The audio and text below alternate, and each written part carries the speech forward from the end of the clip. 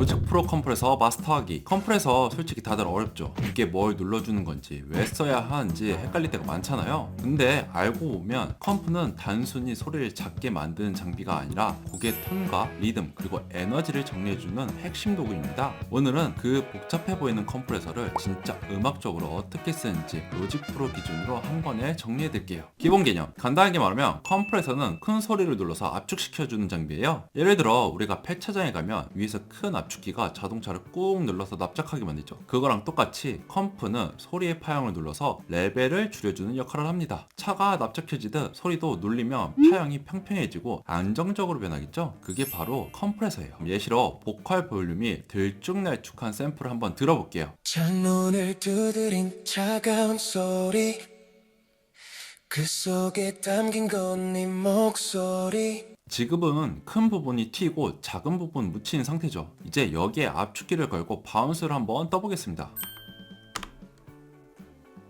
보이시죠? 파형만 봐도 큰 소리가 눌리면서 전체적으로 균형이 잡혔어요. 한번 컴프레서가 걸린 것도 들어볼게요. 창문을 두드린 차가운 소리 그 속에 담긴 건 네 목소리. 창문을 두드린 차가운 소리 그 속에 담긴 건 네 목소리. 지금 차 할 때랑 목 할 때가 너무 크게 들리니까 좀 어색하게 들려요. 근데 컴프레서를 걸었을 때는 일정하게 나오다 보니까 좀 안정적으로 들리죠? 그럼 왜 컴프레서를 걸어야 되냐라고 하면은 들어보셔서 알겠지만은 이게 사람이 부른 거다 보니까는 불안정할 수밖에 없어요. 레벨조차도. 근데 그렇게 레벨에 오차가 많아서 불안정하면은 일반적으로 사람들이 들었을 때는 단점 같은 경우는 못한다라고 볼 수가 있어요. 어색하니까요. 반대로 장점이라고 하면은 사람들이 들었을 때 좀 자연스럽다라고 느낄 수가 있겠죠. 근데 사실은 저희가 하는 음악들은 평균적으로 안정적으로 들렸을 때 사람들이 훨씬 더 좋아하는 경향이 있기 때문에 정말 발라드가 아닌 이상 평균적으로 컴프레서를 많이 하는 편이라고 말씀을 드릴 수가 있습니다. 처음 접하시는 분들은 이런 생각이 드실 거예요. 왜 큰 것만 눌리고 작은 소리는 그대로지? 그건 우리가 평균적으로 쓰는 컴프레서는 다운로드 컴프레서이기 때문이에요.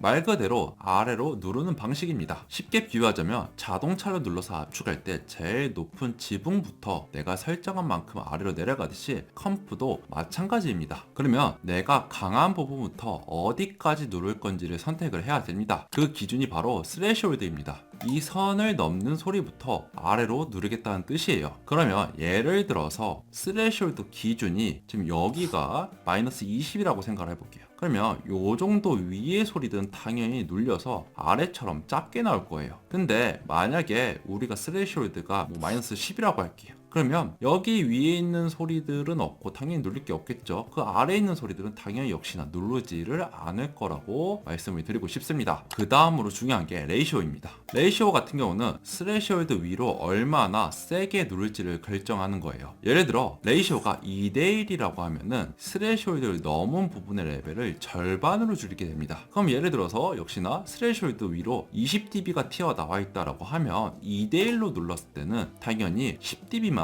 나오게 될 거예요. 즉 컴프레서는 스레시홀드로 기준을 정하고 레이시오로 그 위에를 얼마나 세게 누를지를 정하는 장비예요. 결과적으로 큰 소리를 줄여서 전체 볼륨 차이를 좁히고 보컬이 좀 더 안정적으로 밀도 있게 들리게 됩니다. 그러면 여기서 밀도감이 왜 있어지냐라고 물어보실 거예요. 간단하게 정리해드리면은 원래는 컴프레서를 안 했을 때는 큰 레벨과 작은 레벨의 갭 차이가 너무 심합니다. 그럼 당연히 큰 레벨은 크고 작은 레벨 같은 경우에는 약하게 들리기 때문에 당연히 약한 데는 너무 약해 라고 생각을 할 수가 있을 거예요. 근데 컴프레서를 걸게 되면은 큰 소리와 작은 소리가 갭 차이가 거의 없죠. 그렇기 때문에 평탄하게 계속 세게 나올 수가 있다 보니까 사람들이 밀도감이 있다라고 생각을 하게 되는 것입니다. 이제 눌리는 타이밍을 조절하는 부분 바로 어택과 릴리즈를 볼게요. 이 두 가지는 사실상 컴프의 성격을 완전히 바꿉니다. 어택은 압축이 최대 세기까지 얼마나 빨리 도달하느냐를 정하는 시간이에요. 예를 들어서 스레시홀드 넘은 레벨들이 있습니다. 그럼 당연히 컴프레서가 작동이 하겠죠. 작동을 최대 레벨까지 얼마큼 빨리 하느냐 느리게 하냐를 어택으로 결정할 수가 있는데요. 저희가 한번 예시를 한번 보겠습니다. 일단 컴프레서를 안 건 보컬을 들려드릴게요. Flip that with a step got step back when I come around try and kick back it's that 이제 여기에서 내가 어택을 만약에 짧게 한다라고 하면 어떤 변화가 있는지 한번 들어보겠습니다. flip that with a step got step back when I come around try and kick back it's that 하지만 지금 랩같이 자음이 강조돼야 되는 음악들 같은 경우에는 지금처럼 누르게 되면은 자음이 다 사라지기 때문에 훨씬 더 타격감이 줄어들어서 쓸 수가 없습니다. 반대로 컴프레서의 어택을 길게 해서 초반에 자음과 타격감을 살려서 좀 더 공격적인 생동감 있는 보컬을 만들 수가 있습니다. flip that with a step got step back when I come around try and kick back it's that know that she into all of that when I come around me yeah wouldn't kick that 네, 바운스를 떠서 보면 아시겠지만 어택이 더 살고 디케이들이 현저하게 줄어든 모습을 볼 수가 있습니다. 그래서 ADSR의 A 혹은 보컬로 봤을 때 자음이 살기 때문에 훨씬 더 생동감 있는 보컬이 된 걸 보실 수가 있습니다. 그러면 어택을 빨리 한 걸로 바운스를 한번 떠보겠습니다. 파형으로 보시면 아시겠지만 상대적으로 ADSR의 어택이 많이 줄었고 자음들이 많이 줄어든 걸 보실 수가 있으십니다. 그리고 릴리즈는 눌린 걸 언제 풀어줄지를 정하는 시간이에요. 릴리즈가 짧으면 컴프가 빠르게 풀리니까 리듬감이 살아나고 다음 음정으로 넘어갈 때 자연스럽습니다. 하지만 너무 빠르면 또 펌핑이 생기고요. 한번 예시로 보여드릴게요. 저희가 어택은 좀 길게 해서 자음은 좀 살리고 지금 보컬 같은 경우에는 랩이 빠르다 보니까는 릴리즈를 만약 길게 하게 되면 뒤에 단어들의 자음들이 다 날아갈 거예요. 그럼 바운스 떠서도 볼게요. 첫 단어는 분명히 안 눌려서 센데 그 다음부터는 어떠세요? 확실히 그 다음 단어들까지 다 눌려버려서 답답한 느낌을 보실 수가 있습니다. 그래서 빠른 보컬, 빠른 래핑 같은 데에서는 그 다음 문장이 나오기 전에 릴리즈가 나와줘야 됩니다. 그럼 펌핑이 일어나는 현상도 한번 보도록 하겠습니다. 일단 제가 강제로 좀 강하게 걸어서 펌핑을 한번 일으켜 볼게요. 그럼 어디가 좀 달라지는지 한번 들어보고 한번 말씀을 드리도록 하겠습니다. 창문을 두드린 차가운 창문을 두드린 차가 들어보니까 어떠세요? 뭔가 이상한 느낌이 있죠? 그게 어디냐라고 하면은 지금 요 부분이랑 이 지금 거의 이 부분이거든요. 거의 릴리즈들이 저희가 너무 크게 들리는 거예요. 왜냐 앞에는 많이 눌렸기 때문에 그만큼 너무 빨리 릴리즈가 나오게 되면은 다 어느 정도 비슷하게 눌러줘야 되는데 이 친구까지 눌리지가 않다 보니까 이 친구가 상대적으로 좀 크게 들리죠. 파형으로도 볼게요.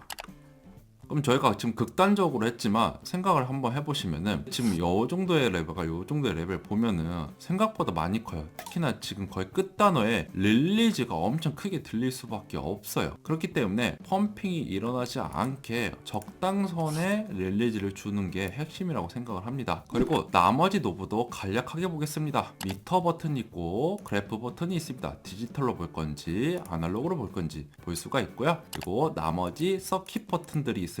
나머지 서킷 버튼들은 각자의 고유의 성질이 있기 때문에 알고 쓰시는 게 좋을 것 같다라고 말씀을 드리는 거고요. 그리고 그래프로 봤을 때 니가 있는데요. 무릎이라고 하시죠. 그러면은 스레시홀드 마이너스 20일 때 정확하게 컴프레서가 눌립니다. 근데 소프트 니를 하게 되면은 마이너스 20 전부터 서서히 눌리기 시작을 합니다. 그래서 뭔가 극단적으로 변해야 되거나 극단적으로 압축을 하는 게 아니라고 하면은 하던 일을 잘 쓰진 않겠습니다. 그리고 오토 게인이 있는데요. 오프를 많이 쓰긴 합니다. 왜냐면 0dB로 하게 되면은 소리가 어찌되었든 작든 크든 0dB로 최대한 맞춰주려고 하는 거고 마이너스 12dB로 하게 되면은 크든 작든 최종 레벨을 마이너스 12 근처로 맞춰주게 됩니다. 이 버튼 경우에는 저희의 소리를 분석을 해서 알아서 릴리즈를 자동으로 잡아주는 버튼입니다. 그리고 아웃풋 섹션에는 리미터가 있고요. 이거 같은 경우에는 내가 혹시나 소리가 컸을 때 스레시홀드 0을 하게 되면 절대 0을 넘지 않게 해주는 친구입니다. 뭐 예를 들어서 마이너스 4로 하게 되면 4dB를 절대 넘지 않겠습니다. 그럼 언제 쓰냐라고 하면은 보컬 같이 조금만 클리핑이 나도 티나는 악기에는 평균적으로 0dB를 해서 리미터를 걸게 되면은 최소한 그냥 소리가 넘쳐서 깨지는 클리핑 현상이 안 일어나니까 많이 쓰는 버튼입니다. 그리고 디스토션 버튼이 있습니다. 말 그대로 배음을 주겠다는 뜻입니다.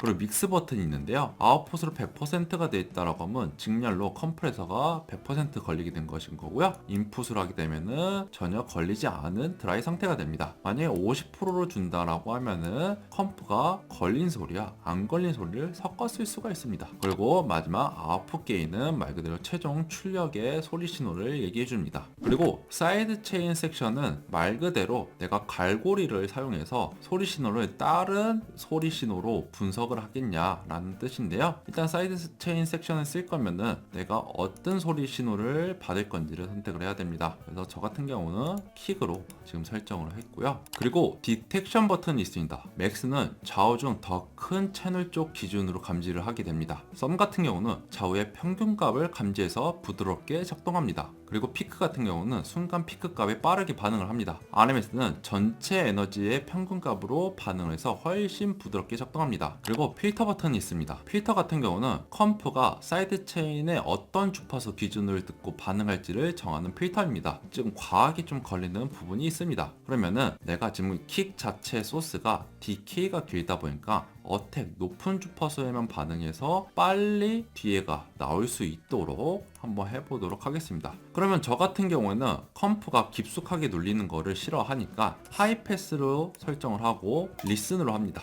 일단은 주파수를 어디만 쓸 건지를 들어볼 수가 있어요. 킥의 이 부분만 쓰겠다라는 거거든요. 근데 뭐 다 쓰게 되면 킥의 전체가 들리겠죠. 그럼 너무 많이 눌릴 것 같으니까 좀 높은 쪽만 설정을 하고, 그럼 당연히 컴프가 빨리 나오죠. 그 다음에 ON을 하게 되면은 컴프레서가 먹히게 될 겁니다. 창문을 두드린 차가운 소 창문을 두드린 차가운 소 반응 속도가 다르죠. 그리고 마지막으로 이 모드에 대해서 Q값을 설정을 할 수가 있습니다. 정리하자면 컴프레서는 단순히 소리를 작게 만드는 장비가 아니라 곡의 에너지의 흐름과 밸런스를 조절하는 도구입니다. 크게 튀는 소리는 눌러주고 작은 소리는 살려서 보컬의 안정적이면서도 밀도 있게 들리게 만들 수도 있고, 자음을 살려서 역동적으로도 만들 수 있는 핵심 도구예요. 이제 컴프는 단순히 누르는 장비가 아니라 리듬과 에너지를 조절하는 악기로 생각해보세요. 지금까지 미디셰프였습니다.